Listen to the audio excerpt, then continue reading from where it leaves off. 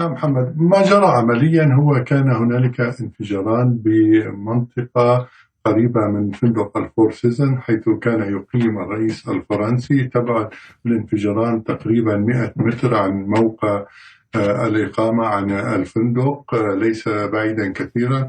الانفجار الأول كان انفجار بسيط، بعده بعدة دقائق كان الانفجار الأكبر. المنطقة بأكملها كانت تقريبا تم مسحها من قبل قوات الأمن السورية منذ ما يقارب 48 ساعة، لم يدخل إليها أي أحد غريب. كانت هنالك تفتيش لكل نقطة فيها. رأينا من خلال الفيديوهات التي نشرت على أنه بالقرب من دراجة نارية لعنصر من عناصر قوى الأمن الداخلي كان هنالك التفجير الثاني وهو التفجير الأكبر. لذلك هنالك اتهامات تقول على أنه لربما هنالك خرق داخلي داخل صفوف قوى الأمن الداخلي، وبسببه حدث هذا الانفجار. وربما كانت هي مزروعة ولم ينتبه أحد لهذا الزراء سابقا، لكن كان التحكم بها عن بعد، ولم يكن التفجير من خلال شخص قام بتفجيرها يدويا. لذلك استمر. كان هذا التفجير بعد مرور موكب الرئيس الفرنسي، وليس سببه أو الهدف منه أو الرسالة منه هو استهداف الموكب أو استهدافه، لكن هي عمليا رسالة.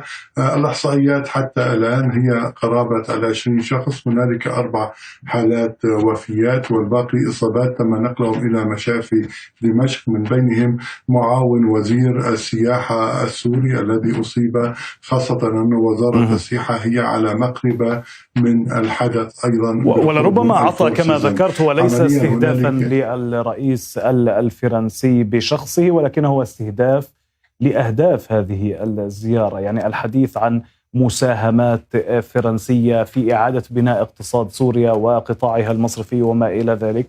ويعني نحن نعلم أن اقتصاد سوريا هو كذلك جزء منه يذهب إلى الموضوع الأمني والأمن الداخلي وما إلى ذلك. السؤال: إلى أي مدى استهداف من هذا القبيل في هذا التوقيت تحديدا قد يمنع أو قد يحد من كل ما يتعلق بالاستثمار الأجنبي، لا سيما الفرنسي الذي يعني له تاريخ في سوريا قبل الأحداث في 2011؟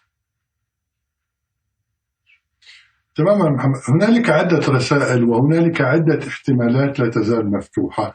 بالأمس كان هنالك تحليق بطيران التحالف التي فرنسا هي شريك أساسي به فوق مخيم الفرنسيين الموجود في إدلب، الذين يعرضون هذه الزيارة والذين أرسلوا برسالة إلى الشرع: في حال أردت تسليمنا للحكومة الفرنسية سنقف في وجهك. وهم يعتبرون عقبة كبيرة أمام الشرع. هنالك فصائل أيضا متناحرة في داخل حكومة الشرع والتي جاءت معه من إدلب على خلافات أيديولوجية باتت معه اليوم. وهنالك أيضا داعش الذي عاد ليتحرك بكل سهولة في الداخل السوري. هنالك احتمالات كثيرة لا يريدون لها أن تنجح، لكن هنالك أيضا مواقف دولية. هنالك دول لا تريد أن يكون هنالك تقارب فرنسي سوري. تركيا هي الراعي الأساسي للحكومة السورية اليوم، وهي التي تتحكم بكل هذه المفاصل. دخول أي دولة هذا يعني على أن هنالك سيكون خلل بالسيطرة التركية. هنالك بريطانيا التي تسيطر من خلال مؤسساتها الأمنية، إضافة إلى الأمريكي، إلى الروسي. دول العالم جميعا تعمل في الداخل السوري.